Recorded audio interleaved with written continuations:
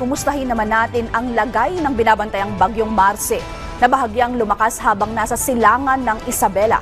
Makakausap natin si Pag-asa Weather Specialist Veronica Torres. Magandang gabi po, Ms. Veronica. Magandang gabi din po sa inyo dyan, Ma'am Sheila, pati na rin sa ating mga taga-subaybay. Ito nga, hello po? Sige po, go ahead.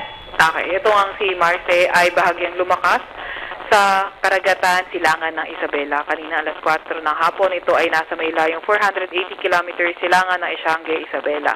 Nagtataglay ng lakas na hangin na 130 kilometers per hour malapit sa sentro at bugso na abot sa 160 kilometers per hour. Kumikilo sa direksyong Hilagang Kanluran sa bilis na 25 kilometers per hour. Dahil nga kay Marce, nakataas ang signal number 1 sa Batanes, Cagayan, kabilang ng Babuyan Islands, Ilocos Norte, Ilocos Sur, Apayao, Abra, Kalinga, Mountain Province, Ifugao, northern portion ng Benguet, Isabela, Nueva Vizcaya, Quirino at ang northern portion ng Aurora.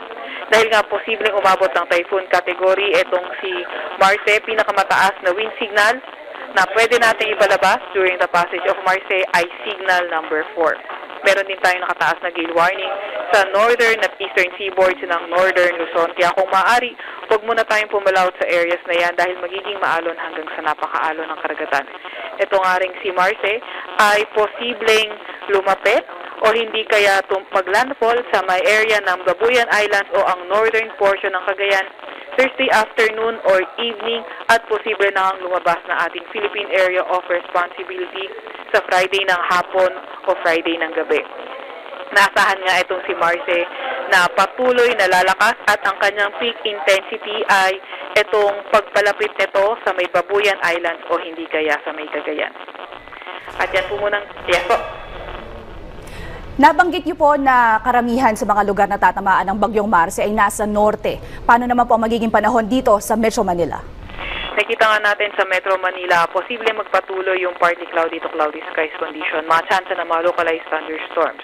Pero kung may yung direktang epekto nitong si Marce ay mababa naman ang chance sa Metro Manila, pero hindi natin tinatanggal yung possibility na kanyang track or extension na kung bababa man ang track nito, posible ito magdala ng mga kalat-kalat na mga pag-ulan sa mas bababang parte ng bansa like Central Luzon o hindi kaya northern portion ng Southern Luzon.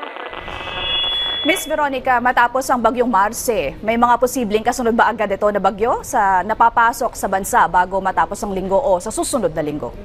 Opo, kung titingnan naman natin ang ating satellite image, wala naman tayo na monitor na low pressure area or bagyo sa loob or malapit sa PAR. Subalit, kung titingnan naman natin yung nilabas na tropical cyclone threat potential product sa website, tinatati ng mga tropical cyclone low vortex by next week na posibleng pumasok sa ating area of responsibility, pero dahil nga hindi pa ito na-form as low pressure area, kailangan pa natin maging mapagmatsyag at abangan yung mga ilalabas na update ng Pag-asa. Maraming salamat, Pag-asa Weather Specialist Ms. Veronica Torres.